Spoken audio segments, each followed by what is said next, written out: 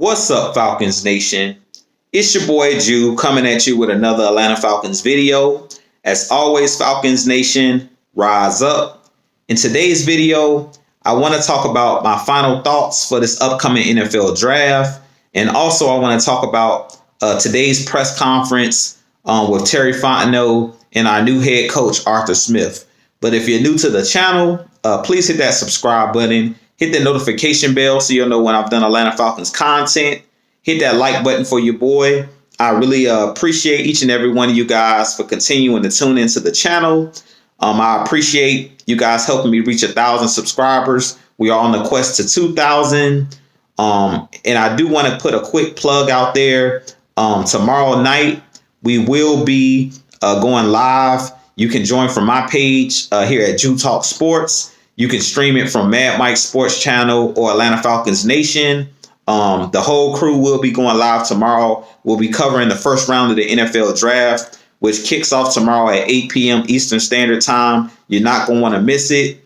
Me, Mad Mike, K Styles, Miss Maggie T, and the whole crew will be there tomorrow night. We're going to be giving our reactions to the number 4 pick for our Atlanta Falcons. We'll be breaking down some of the other picks from the first round of the NFL draft tomorrow.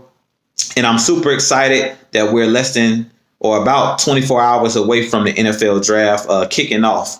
But with that being said, if you would like to follow your boy on Twitter, you can follow me at Jew Talk Sports. But with that being said, let's jump right into the video. So first off, before I hop into the video, I want to wish my wife a happy anniversary. Today made 8 years of marriage for me and my wife. So before I kick it off, she is the backbone of our family. As they say, behind every good man is a great woman. So shout out to my wife. I love you, baby. But with that being said, let's go ahead and jump right into the video. So first off, I want to talk about my final thoughts for the upcoming NFL draft.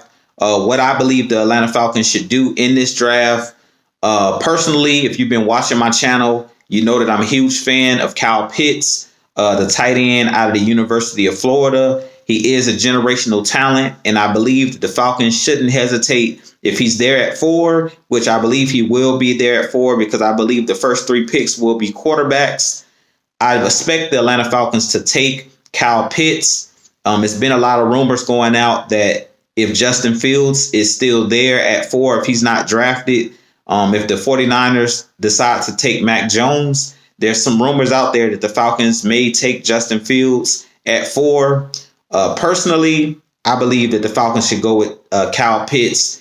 He's, like I said, he's a generational talent, a can't miss prospect pretty much, a guy that I believe can play in this league for upwards of 10 years and be possibly the successor to a guy like Julio Jones, a guy that can be, the next Julio for our team, the next generational talent, 6'6", 245, great wingspan, speed, runs great routes, basically can do it all. So I really expect the Falcons to take Kyle Pitts at 4. But if we decide to go with Justin Fields, or if we decide to go with Penei Sewell, or if we decide to trade down, whatever the Atlanta Falcons decide, I'm going to rock out with, my squad. I'm going to rock out with the red and black. So if we decide to go, with one of the other players with this first round draft pick, I'm all for it. At the end of the day, I just want to win games. That's it. I just want the Atlanta Falcons to get to a Super Bowl and win the darn thing. So with that being said, I don't know if you guys got to tune in earlier today and check out the press conference with our GM, Terry Fontenot, and our new head coach, Arthur Smith. They talked to the media in Atlanta today, and they talked about the upcoming draft tomorrow. And they just dropped a couple of little hints of where they're leaning. Personally, me reading between the lines in the press conference, I believe that the pick is going to be Kyle Pitts just from what they stated. They talked about you being able to find, Terry Fontenot talked about being able to find quarterbacks, not just in the first round, but in the second and third round, which is something that I've been pushing here on my channel. Guys like Russell Wilson wasn't a first round draft pick. Guys like Lamar Jackson, he was like the last pick in the first round. by the Baltimore Ravens. It's been numerous quarterbacks that's had success in this league that weren't number one draft picks. And personally, I feel like a guy like Kellen Mond out of the University of Texas A&M. He was a 4-year starter at Texas A&M. He's a guy about 6'3". I believe he has like 4.5 speed. He runs like a 4.5 40. He's a guy that can run. He's a guy that can throw the deep ball. He's a guy that can make the intermediate passes. He's a guy that I think the Falcons may take maybe in the third round. If you want to know who Kellen Mond plays like, he reminds me a lot of Colin Kaepernick, former San Francisco 49ers quarterback. I believe that Kellen Mond is a better passer than a guy like Colin Kaepernick. But if you look at his build, his frame, the way that he plays the game, his throwing motion, he puts me in the mind of a guy like a Colin Kaepernick because he has that dual threat ability. He's a guy that can run outside of the pocket, and he's a guy that can throw the ball accurately down the field. So if, I suggest that you go take a look at a guy like Kellen Mond, go take a look at his highlight reel, or go take a look at some of his college tape. He's a guy that, like I said, had a lot of success in college, played on the highest level in the SEC, which to me is the best conference in college football, is the highest level. You're playing against a lot of pro defensive players that will play in the NFL, like the J.C. Horns of the world, like the guys at Alabama, Patrick Surtain. He's played against all of these guys. Trevon Diggs, who was a corner at Alabama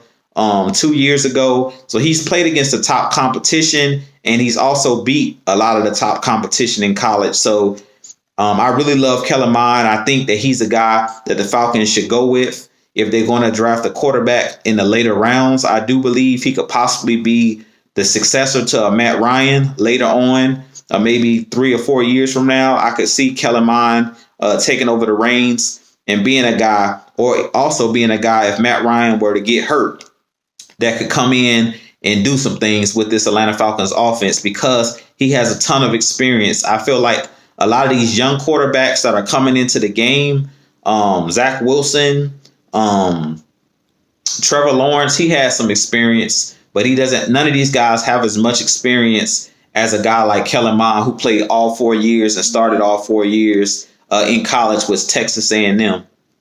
But with that being said, I also want to talk a little bit about what Terry Fontenot and Arthur Smith stated about Kyle Pitts. They basically stated that Kyle Pitts is a great young man. They feel like he's a generational type talent.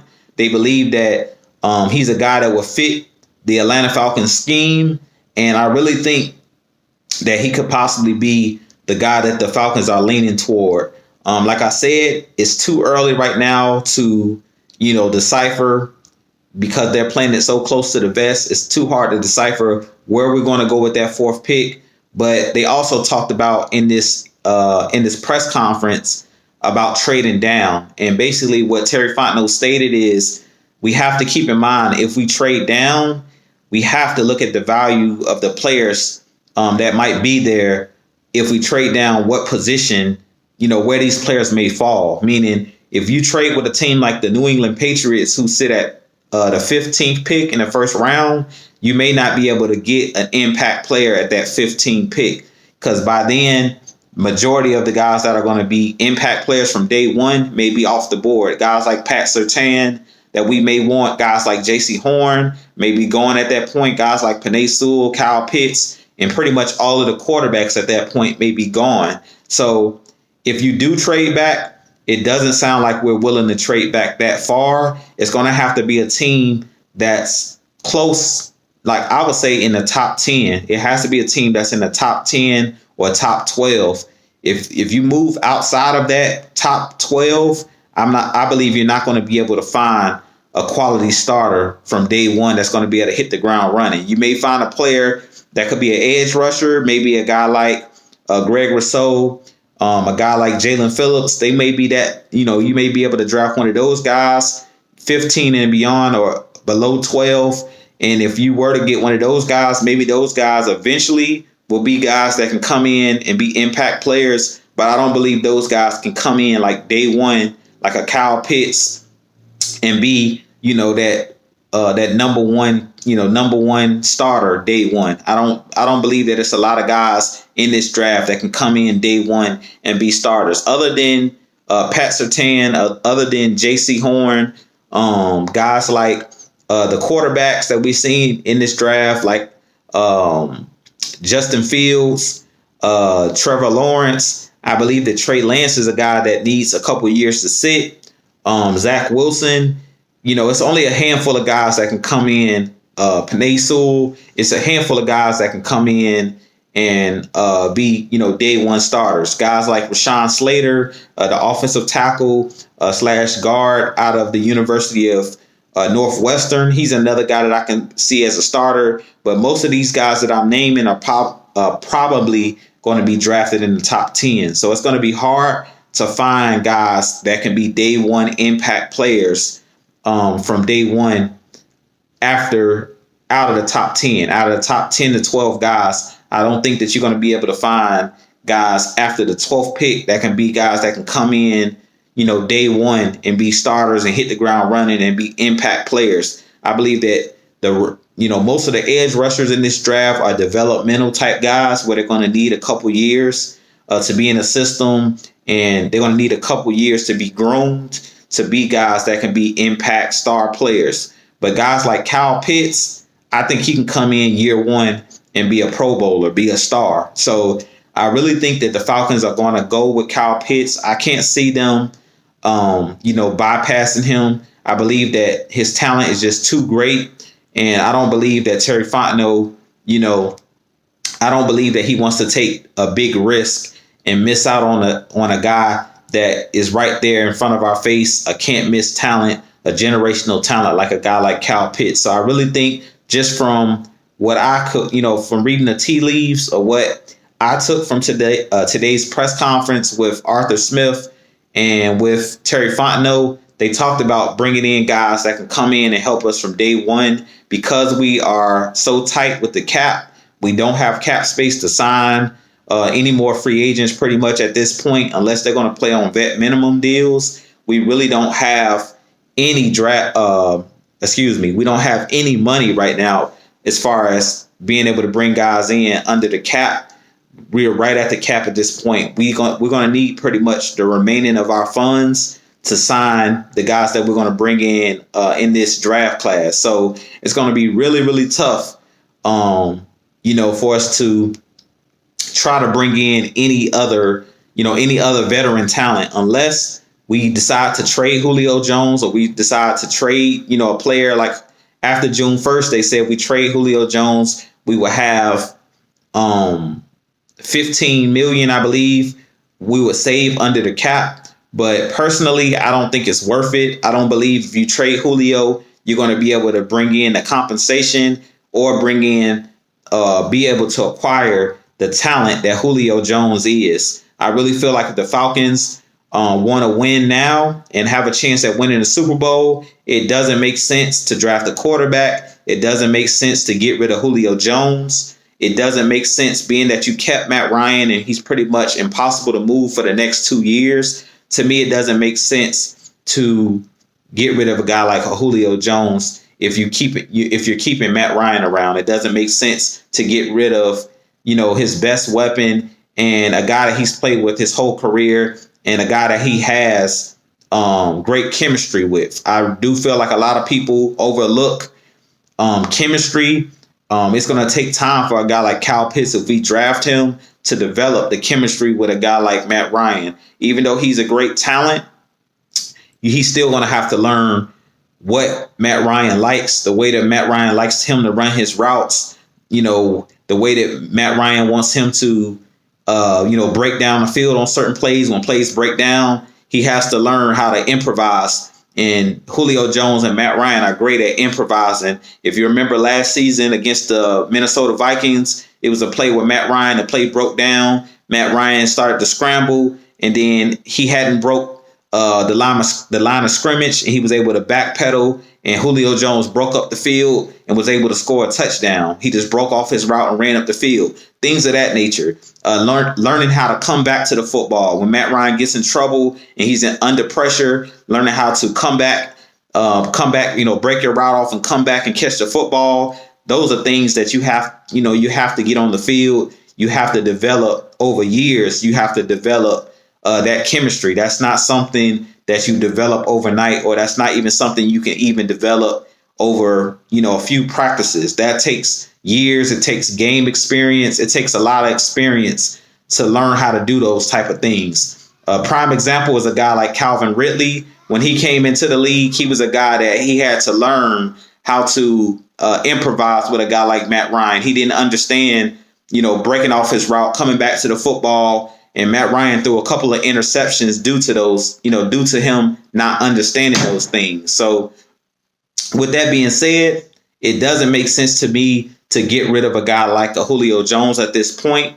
It doesn't make sense to get rid of guys like Matt Ryan. Like I said, these guys are Hall of Fame worthy type talents. If you want to win a Super Bowl in the near future, I believe bringing in a guy like Kyle Pitts and keeping the core group on offense together, I believe that would be the Falcons' best bet at getting back to a Super Bowl and possibly winning a Super Bowl within the next 2 to 3 years.